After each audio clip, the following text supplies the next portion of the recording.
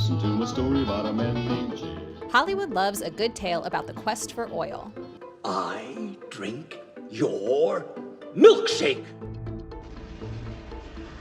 But there's one thing they never show. What happens to all of that black gold once it comes gushing out of the ground? Pipelines might not make for exciting plot lines, but it's going to be tough to get rich without a way to get all that newly discovered crude to market. Here's Bloomberg Law's Ellen Gilmer to explain how pipelines work. Pipelines are kind of an invisible infrastructure. They're moving natural gas and oil and, all of these related products from the ground to where they're processed to where they end up being used.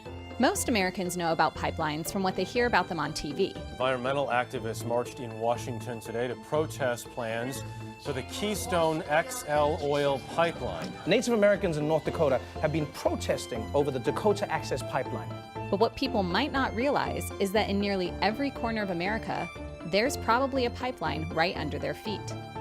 Now, a series of high-profile legal setbacks has some in the industry asking, is it still possible to build pipelines in America? Oil, the most sought-after commodity of the 20th century. But how does one harvest and deliver a product so plentiful without transportation? In the early days, oil was transported by teams of horses. That's where the term teamsters comes from. And you'd have oil in whiskey barrels. That's why we still use the term barrels of oil. The first primitive oil pipeline is believed to have been constructed in 1862 at Pennsylvania's aptly named Oil Creek Valley. Built out of two wooden boards to make a V shape, the pipe carried crude oil about 1,000 feet from a well to a storage tank. Crude pipes transporting natural gas date back even earlier, as you can see in this illustration from 1821. Over the years, oil and gas pipelines got more sophisticated. As the country grew and its energy needs expanded, pipelines proliferated. The lines of pipe, alive with racing oil.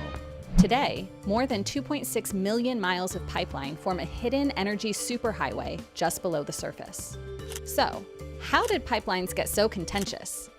Leaks, spills, and land battles have always created some tensions between pipelines and the communities they traverse. But in the early 2000s, things started to heat up, thanks largely to one word. Fracking. Fracking. The U.S. shale and fracking boom. Since fracking started in about 2007, we've seen just an unprecedented build-out of oil pipelines and gas pipelines all across the country. Professor Alexandra Klass teaches and writes about environmental law at the University of Minnesota Law School. She says the fracking boom, followed by a pipeline boom to carry all that new energy, has led to a litigation boom. So you start to see lots of opposition from private property rights advocates, landowners, and others to this infrastructure. Backing many of those lawsuits were the country's top environmental groups, who saw shutting down pipelines as key to their fight against climate change. In their view, stop the pipelines, stop the drilling. To understand the strategy these groups have used to challenge pipelines, it helps to know a bit about the permitting process for the two main types, oil and gas. Let's start with oil. The thing about oil pipelines is that while it looks like they are a part of the National Infrastructure Plan, it's actually up to the states to regulate them, and each state has its own rules. For example, in Texas, with its deep ties to the oil industry, it's much easier to secure a pipeline permit than, say, in Illinois or Minnesota. If you're in Texas, all you need to do is check a box saying you're a common carrier and you get to build your pipeline and use eminent domain. But lots of other states like Illinois and Minnesota require pipelines to get a certificate of need or some sort of permit from a state regulatory agency. This state-by-state approach creates an obvious problem for pipeline builders. So if you're building a multi-state oil pipeline, you need approval from multiple states. Take, for example, a pipeline connecting oil fields in North Dakota with transfer terminals in Illinois. The pipeline would have to travel through North Dakota, South Dakota, Iowa, and Illinois. In addition to crossing 3 state lines, it would traverse over or near tribal land, through waterways, and under public and private lands. Each crossing requires separate permits and creates an opportunity for opponents to challenge the project. This is exactly what happened with the Dakota Access Pipeline. After years of protests and lawsuits over the pipeline's proximity to a reservation, a federal judge ruled that the pipeline shut down pending further environmental review. An appeals court reversed the order, but the threat of a shutdown still looms. And then there's natural gas. Because gas is, well, a gas, unlike oil, it can't easily be shipped in trucks or trains, so pipelines have historically been the only way to move it.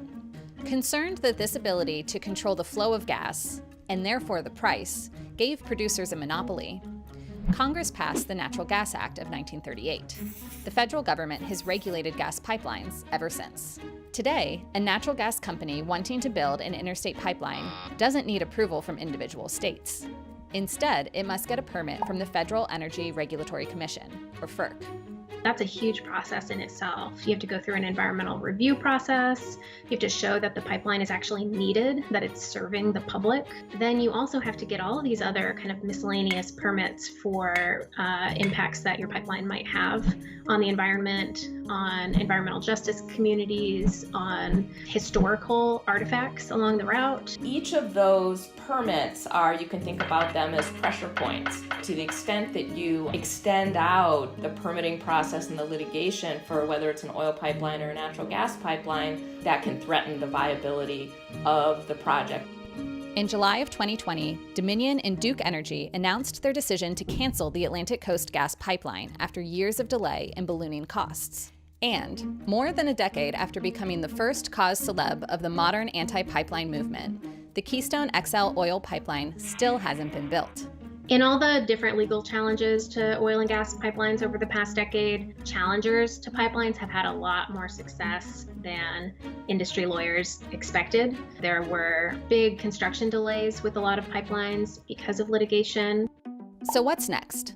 Legal setbacks and historically low oil prices have led some in the industry to question whether pipelines still make economic sense. But America still needs to power its homes, cities, and cars, and a clean energy future that relies on solar, wind, and other carbon-free power is likely years off. In the meantime, pipelines will still be built. Just don't expect Hollywood to make a movie about them anytime soon.